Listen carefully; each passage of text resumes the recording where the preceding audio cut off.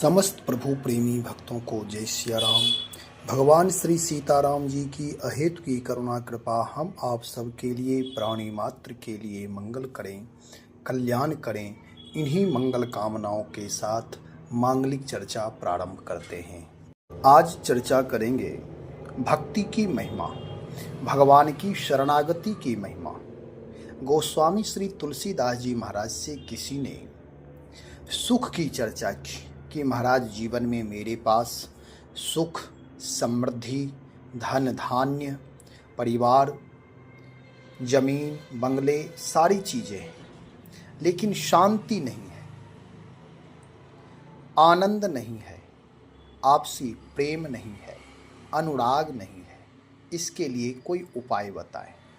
गोस्वामी श्री तुलसीदास जी महाराज ने कहा कि चाहे जितनी भी संपत्ति हो जाए, पूरे संसार की संपत्ति मेरे पास आ जाए, यहाँ तक कि इंद्रादिक देवताओं के पास जो सुख समृद्धि संपत्ति है वे सब भी आ जाए, फिर भी व्यक्ति अतृप्त ही रहता है, दुखी ही रहता है, उसे चैन की नींद नहीं आती, वह आह्लाद आनंद से भरता नहीं है, वह हमेशा रुग्ण बना रहता है, भयभीत रहता है, उसके जीवन में निर्भयता नहीं आती। निर्भयता, आनंद, आह्लाद, जीवन में नृत्य, करुणा, प्रेम, ये तो भगवान की शरणागति से ही आती है। गोस्वामी जी कहते हैं, जीवन के जितने भी सुख की लिस्ट में जो भी हैं, चाहे कह दें पैसे कौड़ी, महल, गाड़ी, बंगले, पद, प्रतिष्ठा, जो भी है, ये सब अहंकार के पोषक हैं। गोस्वामी जी कहते हैं, देखो भगतहीन गुण सब सुख ऐसे, लवन बिना बहु व्यंजन जैसे। भक्ति से यदि हीन है व्यक्ति, तो जितने सारे गुण हैं, चाहे वह भले ही गुणी हो, लोक पक्ष उसका सम्माननीय हो, और बहुत सारे सुख हो, किसी प्रकार कोई किसी वस्तु का अभाव जीवन में नहीं हो, फिर भी उसका जीवन नीरस नीरस होगा। उदाहरण देते हैं, कैसा नीरस? तो कहते लवन बिना बहु व्यंजन जैसे। जैसे लवन के बिना यानी रामरस के बिना यानी नमक के बिना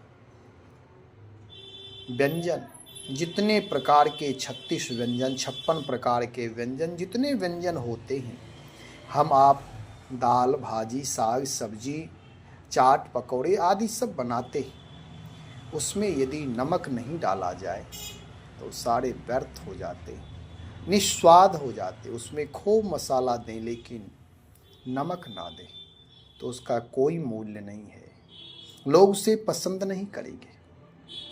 भले ही वह नाना प्रकार के व्यंजन अपने आप में पूर्णता महसूस करें, लेकिन उस व्यंजन में जो पूर्णता होनी चाहिए, नमक देने के बाद जो पूर्णता, जो स्वाद आएगा, वह नहीं आ पाएगा बिना नमक।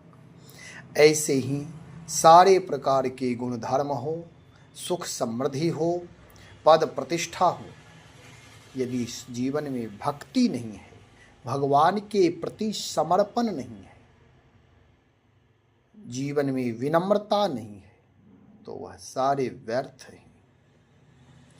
अन्याय के द्वारा धनार्जन किया हुआ, दुराचार के द्वारा डरा धमका करके जो कोई भी व्यक्ति धनार्जन करता है, पद प्रतिष्ठा प्राप्त करता है, वह सब एक ना एक दिन व्यर्थ हो जाता है।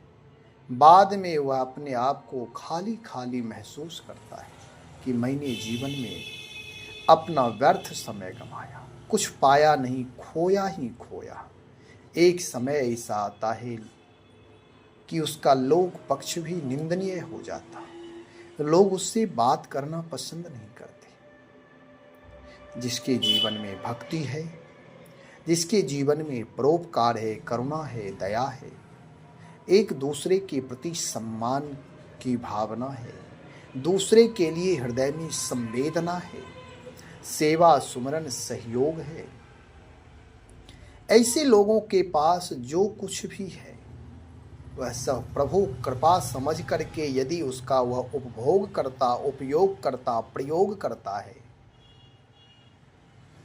तो उसका जीवन शांतिपूर्ण रहता है। जो केवल धनार्जन के पीछे भाग रहा है, पैसे के पीछे भाग रहा है, दिन रात मेहनत में लगा हुआ है, पैसे आते हैं और अपने जीवन में यही समझ रखा है कि पैसे ही सर्वस्व है, अर्थ ही प्रधान है, पद पदार्थ में ही अपने जीवन को जिन्होंने खोया। लोग सरकारी नौकरी करते हैं, जवानी सारी बीत जाती है, अपने परिवार से दूर रहते हैं। उनके कभी कभी ऐसा होता है कि बच्चे भटक जाते, पत्नी भटक जाती, परिवार में शांति नहीं होती। क्या कह सकते सरकारी नौकरी खराब है? मैं यह नहीं कहता सरकारी नौकरी नहीं, चाहे किसी प्रकार कोई भी व्यक्ति यदि केवल अर्थ के पीछे भाग रहा है तो जीवन का मूल्यांकन नहीं होगा, मूल्यवान जीवन नहीं होगा। क्या पद से ही जीवन मूल्यवान हो जाता? हो सकता है लौकिक दृष्टि में होता हो, लेकिन आध्यात्मिक दृष्टि में तो त्याग का सम्मान है, भक्ति का सम्मान है, विनम्रता का सम्मान है, परोपकार का सम्मान है। यदि अर्थार्जन करके अर्थोपार्जन लोग करते हैं, करना चाहिए, करें, लेकिन जीवन का मूल उद्देश्य वही ना हो जाए, इसका ख्याल अवश्य रखना चाहिए। अर्थोपार्जन करें, अपने जीवन में सुकून भी हो, दूसरे का सम्मान भी हो और उस धन से परोपकार भी हो, तभी जीवन में शांति प्राप्त होगी। जब हम अपने जीवन में उत्तम बीज बोते हैं, उत्तम से उत्तम व्यवहार करते हैं, तो हमारा आपका जीवन मूल्यवान होता है, जीवन की सार्थकता होती है, जीवन की पूर्णता होती है, सत्य का मार्ग प्रशस्त होता है, सदाचार का मार्ग पूर्ण होता है। और यदि अन्याय के मार्ग पर अथवा केवल परिश्रम और केवल मेहनत को ही सार मान ले, परिश्रम करना, मेहनत करना धर्म है, लेकिन सही दिशा में सही समय पर यदि परिश्रम हो रहा है और उस परिश्रम के द्वारा जो कुछ भी प्राप्त हुआ है उसका यदि हम उपयोग आत्म कल्याण के साथ साथ व्यक्ति से लेकर के समष्टि के लिए यदि करते हैं, अन्य लोगों के लिए भी करते हैं, जरूरतमंदों के लिए करते हैं, तो यही तो भक्ति है।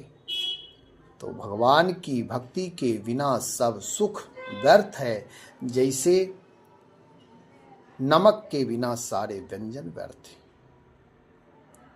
नमक रस प्रदान करता है,